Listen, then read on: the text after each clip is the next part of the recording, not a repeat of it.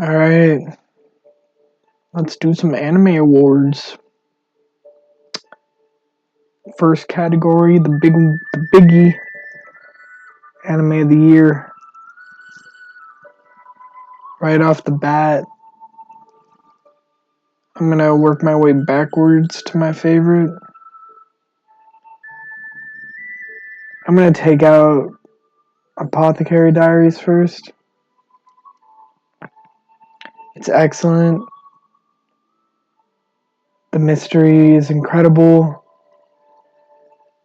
I love the romance brewing between Mao Mao and Jinshi.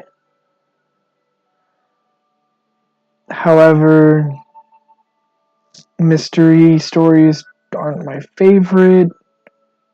The animation is beautiful, but it's no Sakuga masterpiece, which there are a few on here which are.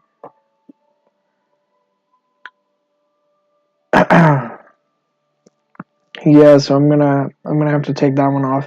Next would probably have to be Kaiju number 8, just because it's a little basic. Yeah, it's definitely basic. I think it's a great story. It's animated beautifully. So fun to watch. And shout out to the Asian men out there who want to make their dreams come true. Because I think that speaks to a lot of people right now in this world. So has a pretty good theme there. But compared to the other ones on this list, just doesn't add up. For the same reason, the next I'm gonna take out is probably gonna be Solo Leveling. While it's animated, I would say as good, if not better, than Kaiju number 8. The story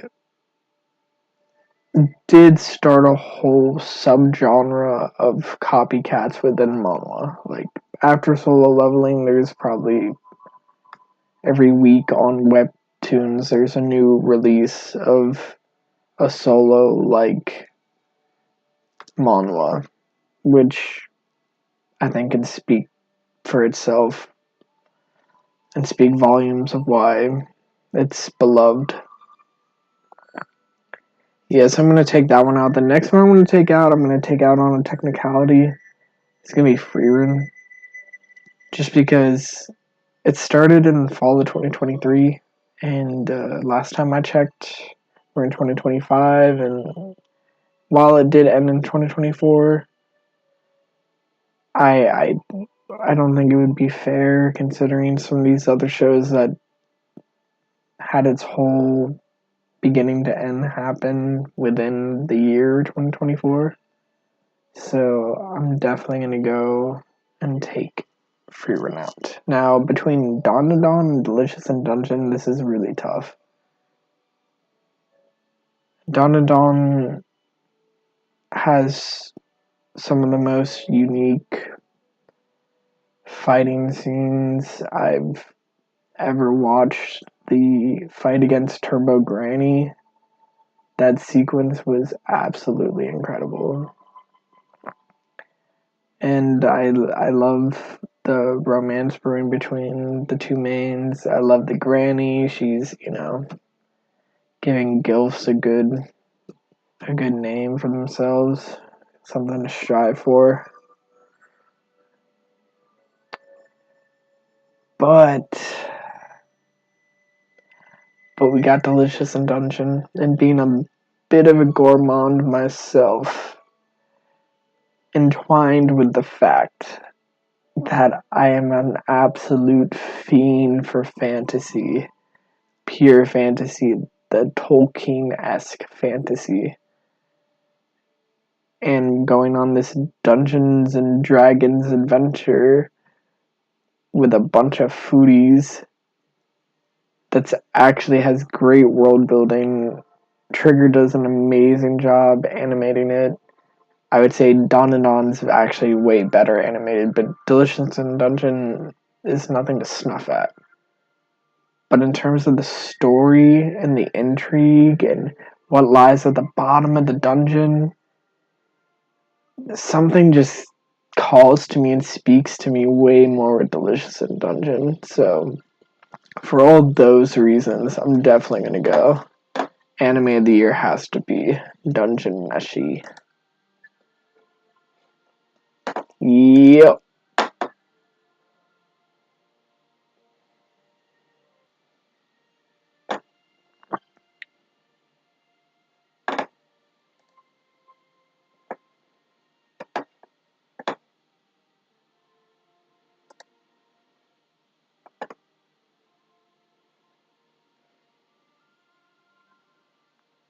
Okay, film of the year.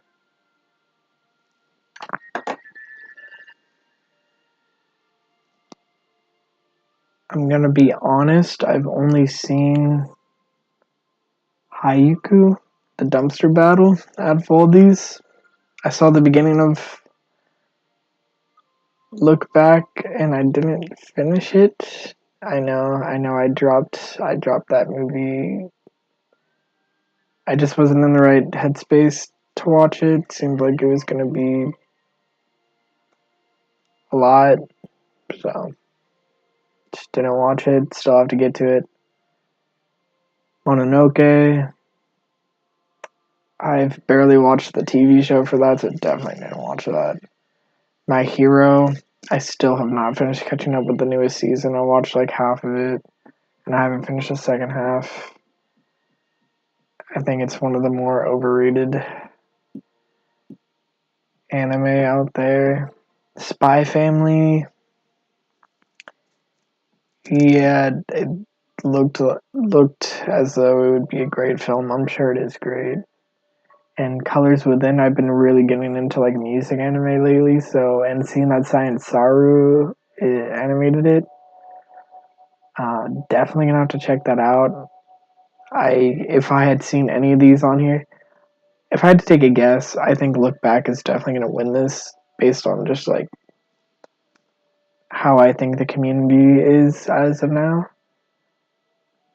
But I can't, in good conscience, pick it because I haven't watched it all the way. I only watched the first like 5 minutes or so. And honestly, the dumpster battle, the first time I got to see it in theaters, no one else was there. I went on a Monday afternoon. No one was there but me. Having a theater to yourself is one of the greatest things you can do for yourself. If I have any recommendations, go to a movie theater, off hours, middle of the week, middle of the day. Get whatever goodies you want up in there, whatever food, popcorn, drinks, and you feel like a king or queen when you sit up there. No one else in there. You can talk, you can be on your phone, you can do whatever and enjoy this movie, and it feels like you paid $600-700 to be in there by yourself. So highly recommend. And that movie honestly made me, the first time I watched it, made me cry. So I'm definitely gonna go the dumpster battle on this one.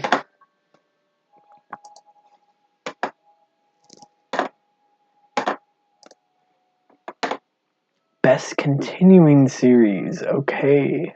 Bleach, Demon Slayer, My Hero, One Piece, Oshinoko, and Spy Family. I personally love the second season of Oshinoko. I keep hearing that the manga is falling off. But season 2, in my opinion, was excellent. So that's definitely up there. The fact that I dropped My Hero season 7 before I could even finish it, I mean, that's out. Same with Spy Family, to be honest. I wasn't really. I'll still go back and watch it. I mean, it's a great show, but I did drop the latest season before finishing it. I did watch all the way through the Hashira training arc. Really weak. Worst arc so far that's been animated in Demon Slayer.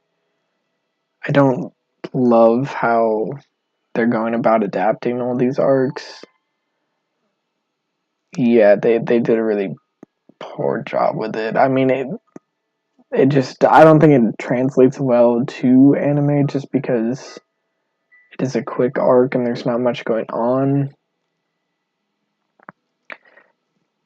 Yeah, definitely gonna take that off the list. One Piece with the end of Wano, and then Egghead Island. Egghead Island has been going off. But then Bleach Thousand Year Blood War, I haven't actually finished yet, but what I watched so far of the latest season, insane. Insane. I've been kind of saving it as like a treat for myself. So I'm gonna have to go One Piece, like Lucci versus Luffy, Gear 5, Awaken Battle was just boggles my mind. It absolutely boggles my mind. And that's coming back like next week, so I'm really looking forward to that.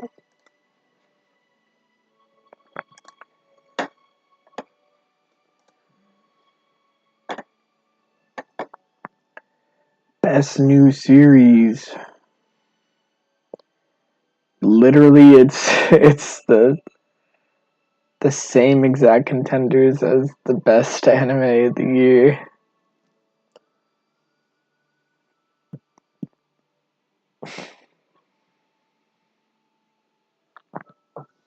Like, I almost want to switch it up and put Dan to Dan. It's probably gonna win this. So, and because of that, because Dan to Dan's probably gonna win, I just have a feeling on like a.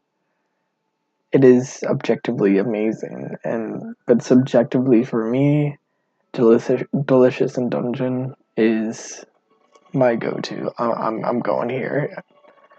I've already rewatched all of it all the way through, and I can't get enough.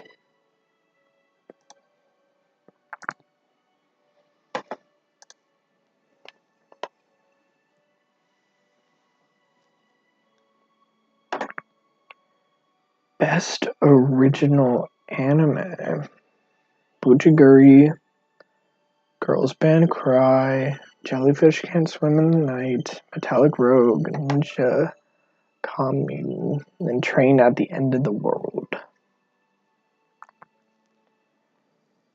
Out of all these on this list, I did not see Metallic Rogue or Ninja Commune, so I'm just gonna put those to the side.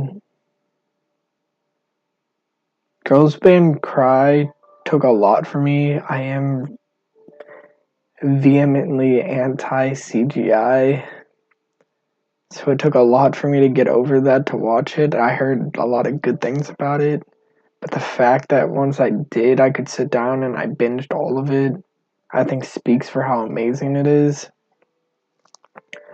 Puchiguri, I loved the concept. I loved how it was animated, but I only watched a couple episodes and then I dropped it. But, Mappa animating anything goes off. So I can't give that the win. Jellyfish Can't Swim at Night, I loved. I watched all of it. Seems like we got two girls' bands going at it here. Train at the End of the World is also really cool with its like 7G quantum physics reality bending. It really has a lot of fun high brain concepts it gets to play with, but I have not finished it yet. So the only two that I finished on this list are the two girl bands. I like how Jellyfish is animated way more,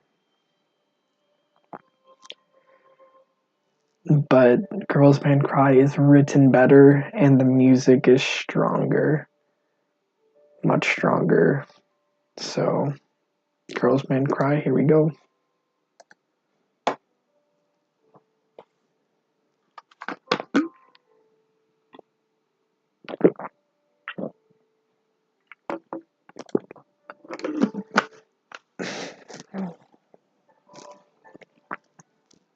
Best animation. Okay.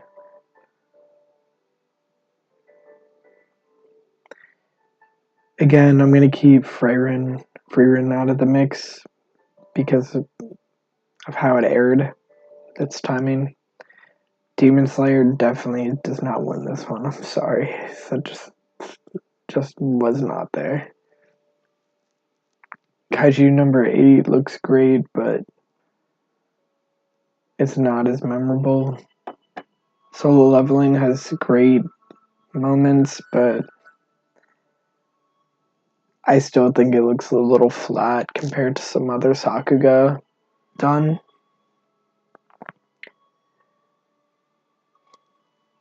Delicious in Dungeon. The food, anime food looks great. The action is done pretty well. I mean, pretty great. Like, what am I saying? But if we're gonna go on pure animation alone, it's gotta be Dawn. The keyframes are done extremely well. Like I said, that fight with like Turbo Granny, insane. Or the anatomy guy running, like, or the first episode when she uses her psychic powers against the alien dudes, like, every time. It just next level. I don't even know what I'm looking at. It's so beautiful. Science Saru definitely takes a cake here.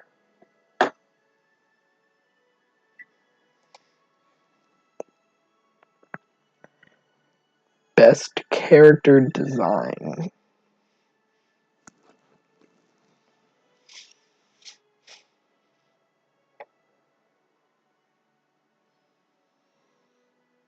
Ooh.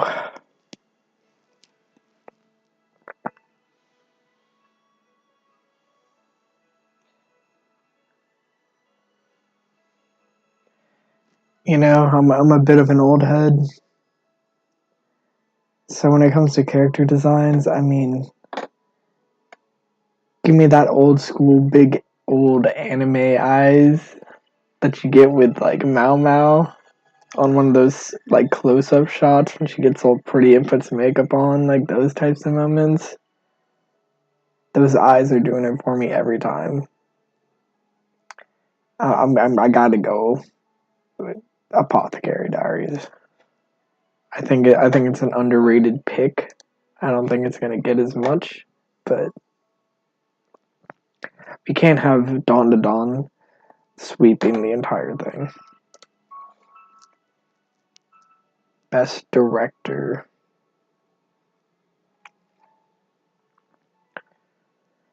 Oh, ooh, they put One Piece fan letter on here. It's got to be. This thing is like single-handedly one of the best pieces of anime ever. Like this 20-30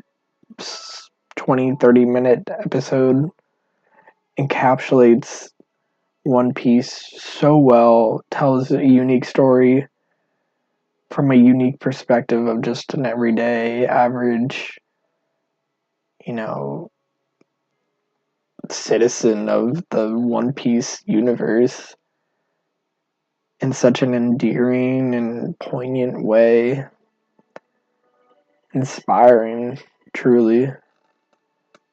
Definitely made me tear up a little bit as well, with just how the sheer beauty of it all. Yeah, I take one look and it's got to be that. I mean, also it has the advantage of only being 30 minutes long versus like an entire season, so which I now that I think about it might be a disadvantage. I mean, because you can tell a lot over 26 episodes, but being able to tell a really tight story within 30 minutes from multiple perspectives can be a tall order, and they did it in a beautiful way. So let's give the fan. The fan is giving the fan some love.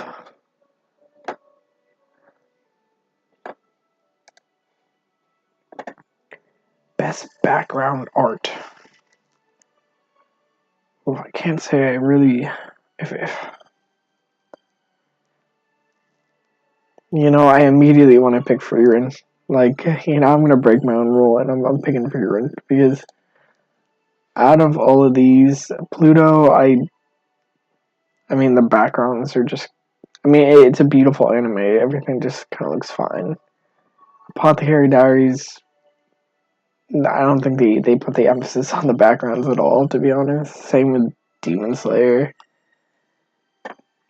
Delicious is definitely up there. And in Dawn to Dawn, like, sure. But, traversing leisurely over the countrysides and Frieren with the winds and the forest and mountains, it just elicits a much different feeling, and they capture it so well with these like simple, beautifully hand drawn backgrounds that you don't get often anymore in anime. So even though I said I wasn't gonna pick Frieren for anything, I'm gonna pick it here.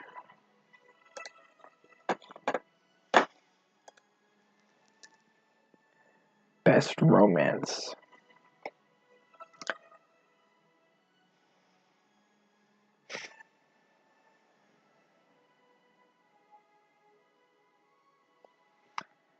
Sign of Affection. I only watched half of it, but it was pretty great for the first half. Blue Box. Yeah, I watched all of it. It's pretty fun. Hina's definitely best girl though. Like, head and shoulders, she's best girl. Um, Makain probably is my favorite on this list. I'm not gonna lie. It's trashy, but it's put together quite well. Yeah, the characters are fun,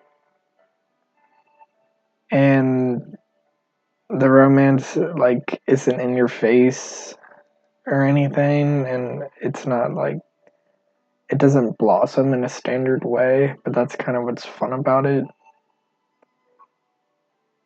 Dangers of in My Heart season 2 though is just kind of wakes up the 14-year-old boy in me, that the little hopeless romantic, the little innocent romantic who is feeling first love for the first time. And Scott Pilgrim Takes Off is also. I mean, these are great choices. Ramna, I've never watched, so I'm gonna leave myself out of that discussion. It would probably be between Makain and Dangers in My Heart season 2.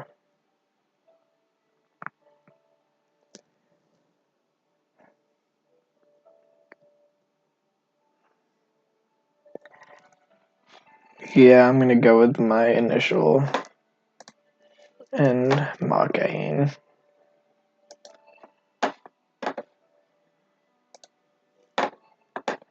Best comedy. Okay, I haven't seen Ranma Spy Family season 2. What I did see was decent. Konosuba. I mean, it's definitely between Konosuba and Dungeon Meshi. Like, let's get real. Mashal, the manga is great. I don't love the anime, to be honest. And My Dear Friend, I didn't watch it, so hard to have an opinion about it. Quite memeable, if I believe so, even though I'm not actually much of the meme aficionado. But yeah, I'm probably gonna have to go so hard.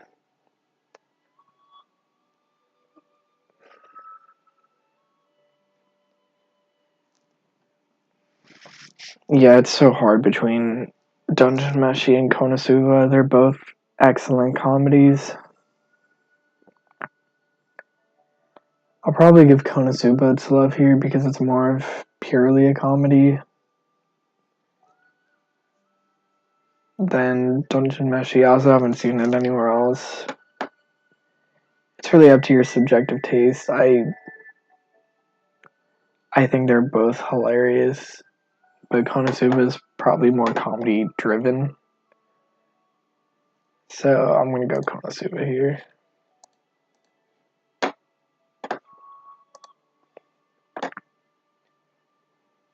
Best action.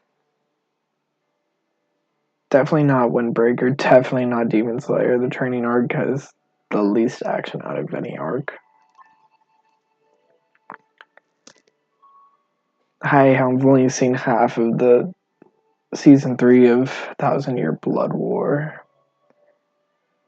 So I can't. What I have seen has been animated the best that it's been the entire series. So Kaiju number 8 looks great. Solo Leveling looks great. But Donadon, they're just doing it something different. Their action just is on another level of how it's animated. But Dandanon's so much more than an action anime. So I feel like I might want to give more love to something that's more action oriented. And Solo Leveling deserves some love. The first and second season look absolutely amazing. The fights are great. So I'll give Solo Leveling a little bit of love for action. Best Isekai.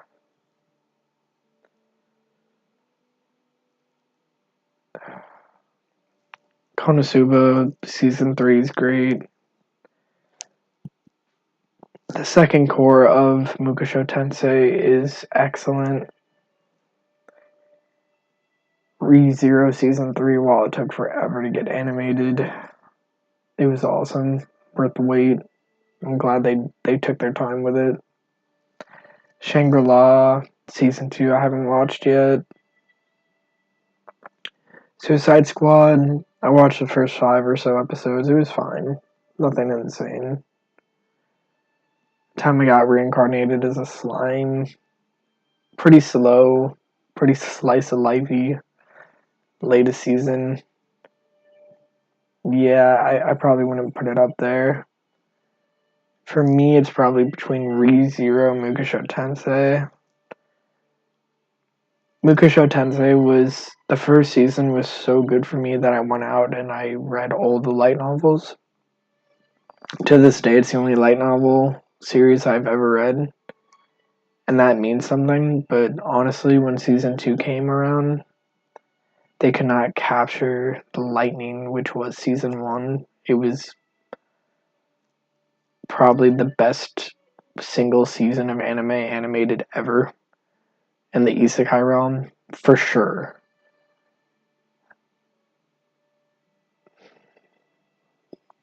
But season 2, core 2, was depicting some of my favorite parts of the entire series as a whole. And I don't think they did it justice, to be honest. I think Studio Bind kind of has fallen flat after season 1 and they lost a lot of great talent. So I'm gonna give it to ReZero. Just really well put together story. And it's building, with the witch's call, and that I forget the name of the city that they're fighting in. The little water Island City, but insane. The introduction of so many different witch cult members. Yeah, season 3 was one of the best so far. Probably I'd put season 1 as the best, and season 3 than season 2. But yeah, let's give ReZero its flowers.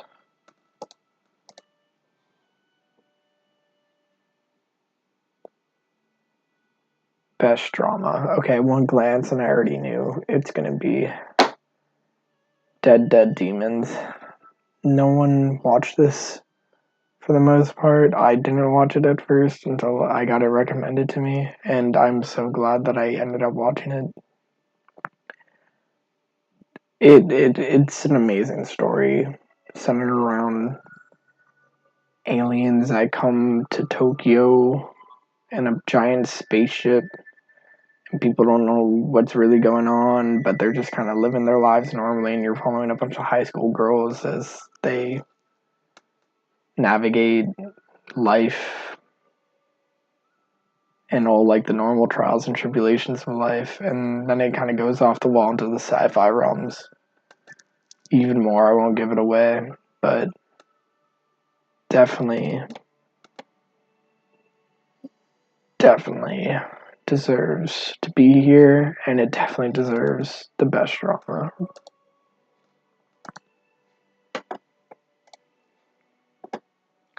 Best slice of life. I haven't seen Laid Back Camp. My dear, I haven't watched Sound Euphonium. I didn't watch Mr. Villain's Day Off. I did watch Dangers and Mocking. I'd probably go Mocking. It's just more fun. Even though I don't think it's a pure slice of life type of thing, but I think Laid Back Camp will probably win. But Mocking for me.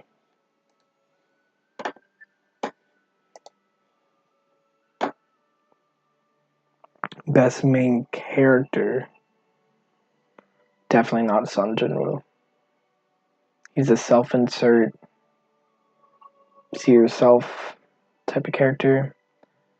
Kafta, same thing basically. Freerun, she's great.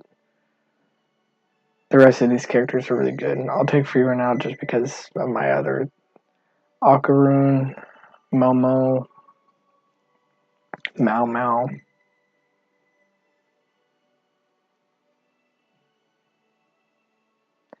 You know, I honestly, I gotta go Mao Mao. She's intelligent, clever, sagacious, perspicacious.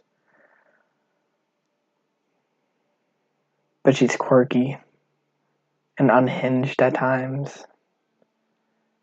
Has a little bit of a fetish when it comes to anything herbal. Anything that could be to treat any sort of anything. She gets her a little hot and bothered.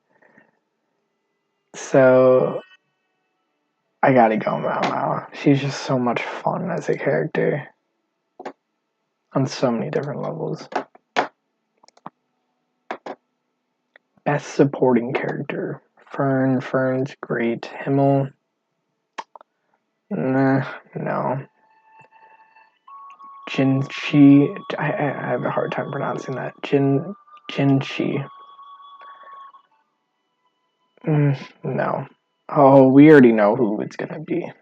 It's not Psycho. No. It's not Granny. It's not Turbo Granny. It's Senshi. We all know it's Senshi.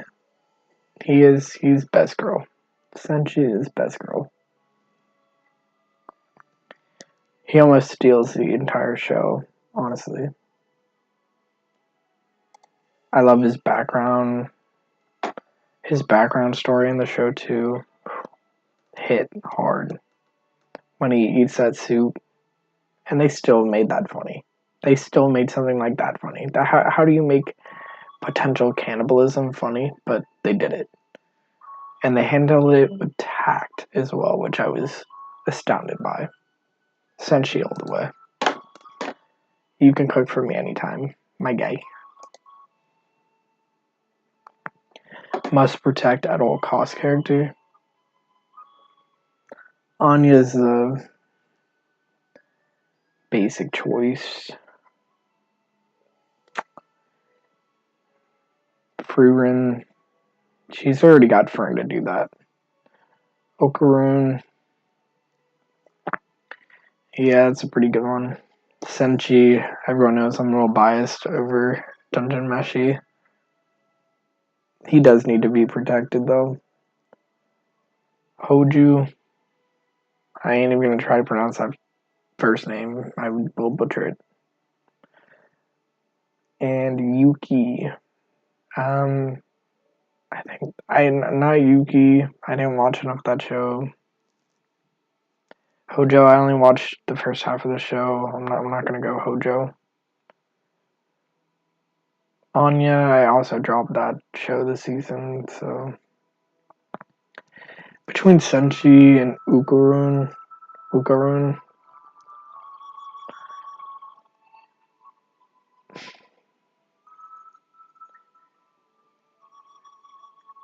you know, it's gotta be Ukaroon. The guy has no friends, and he finally gets his first friend, and slowly gets to fall in love with her, and they build that romance, and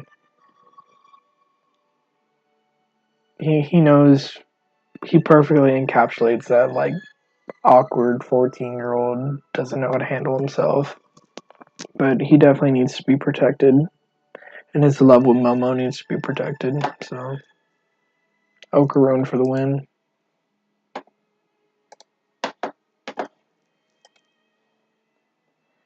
Best anime song, not Abyss. I know a lot of people are probably gonna pick Marshall with Being Born.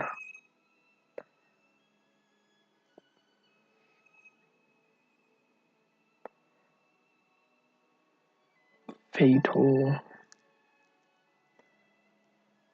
I did not like Fatal. I know it blew up everywhere. I did not like it that much. Level also not for me. No, thank you. Otanoke. Honestly, I can't remember which one that is right off the top of my head right now. So no, but I'm pretty sure it's done by the same people who do Bang Boring. But the Brave, I love everything about the music in Frieren. It's light, whimsical, fantastical. It fills up my soul and reignites it and revivifies me. So it's gotta be the Brave. I'm breaking my own rule once again, but Freerun really do something special.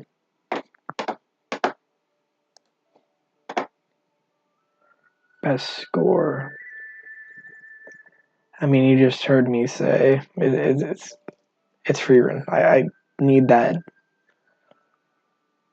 D. I mean, I need that Tolkien-esque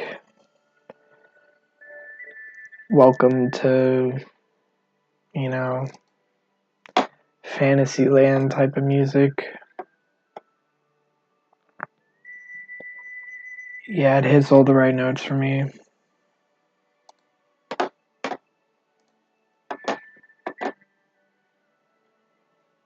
Best opening sequence.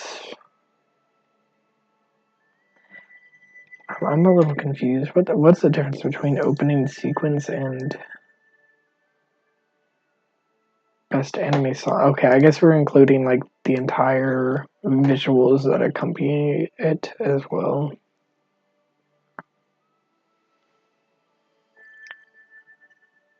The Abyss and Level are nothing to write home about.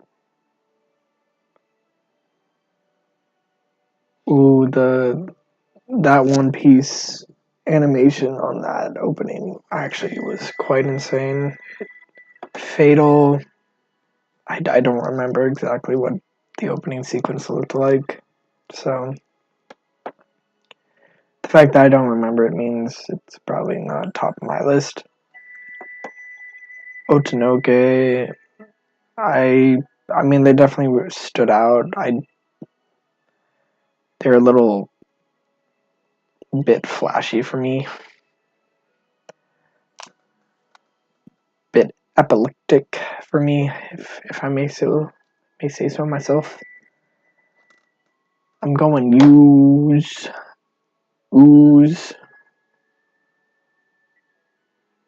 The characters just look fantastical and great in this opening.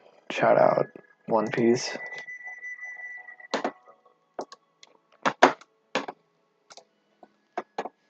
Best ending sequence. I haven't seen this one from Ramna, so Burning. Don't really remember that one. I don't really remember this one. Nobody was pretty good. Request. I don't really like any of the openings or closings for Solo Leveling. I find them a little harsh and just kind of a little too like digital almost. It makes sense to me. I know it might not to others. You know, the one for Don hits pretty good with the little Turbo Granny Kitty in it as well. I like this one. I'm gonna go here. Tadada.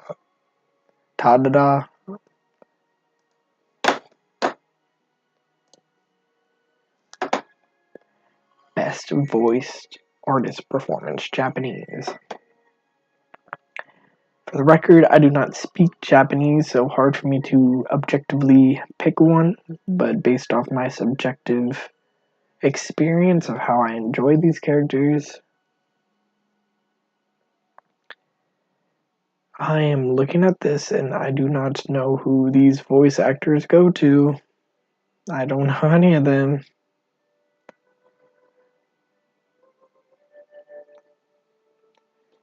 I feel like, okay, Mao Mao, okay, Freerin, Momo,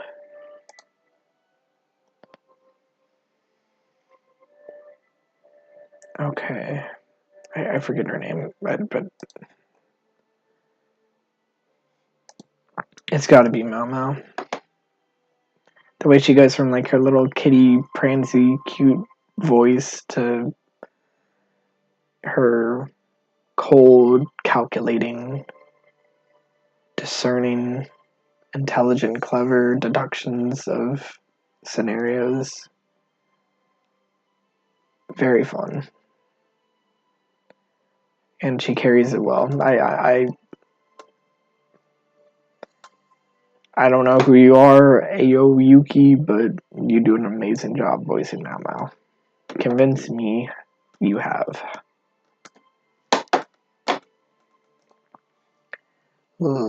Second to last, or is this last? English. I am a sub, no dub person, so I don't know who. I don't know.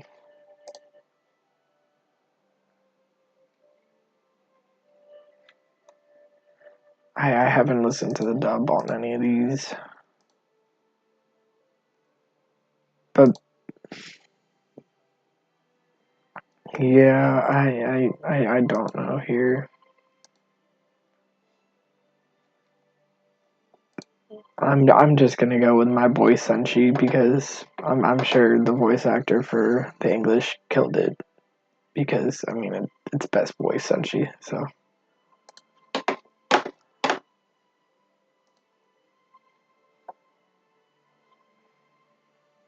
okay, that's it. That's a lot. Well, you can vote every day. I just went through it. You guys can go through it. Thanks for Thanks for listening. Peace.